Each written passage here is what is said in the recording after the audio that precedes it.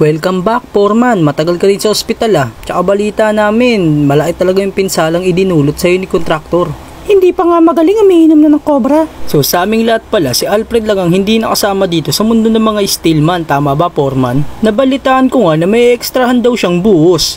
600 nga daw isang araw tapos libre pa pakain. May ganito din kaya sa atin, Foreman? Di ba dun sa isang pinasukan mo, Nardo, may ganon? Oo naman, libre lahat, umaga, tanghalian, hapunan, pati merienda.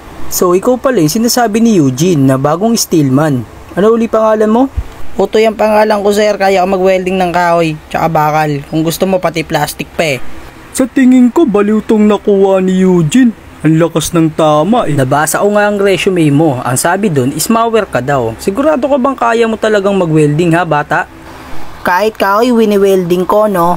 Talaga ba? Tatagal ka kaya sa haluan na magdamagan tsaka buhos na magdamagan kahit walang kalo bata? Welder in-applyan ko dito, tanga-tanga ka ba? Tsaka dun sa amin, yung mga naghahalo hindi nagkokobra, batak lang sapat na. Dito sa amin, pansundot namin, cobra. Okay din naman yung cobra mas nakakatipid yun kaso yung mga tao dun sa amin binubulati tas nagkakaroon ng luga.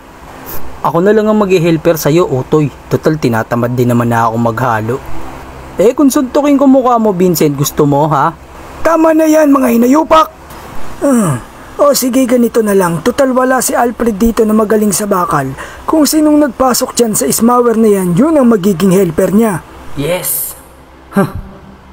Sabi ko na nga ba Una niyong titirahin ng third floor, Eugene. Walang gamit na scaffolding. Safety harness lang, tapos ibibitin kayo ng crane sa taas. Ano? Crane lang? Wala kaming papatungan?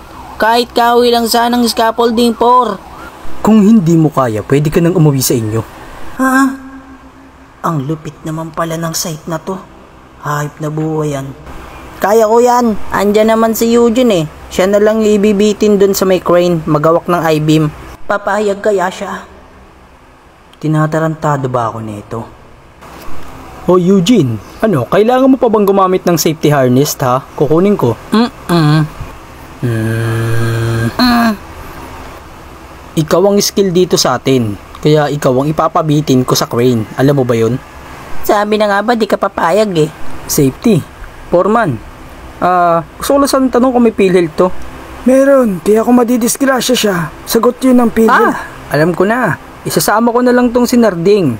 Hay, kahit kailan talaga, Eugene, hindi ka makakilos nang wala kang inuutusan tsaka wala kang kasamang barkada. Di si Vincent tsaka si Dennis na lang isasama ko para kabisado ko na galawan, di ba? Kahit kailan talaga to si Eugene, di makakilos nang walang tropa.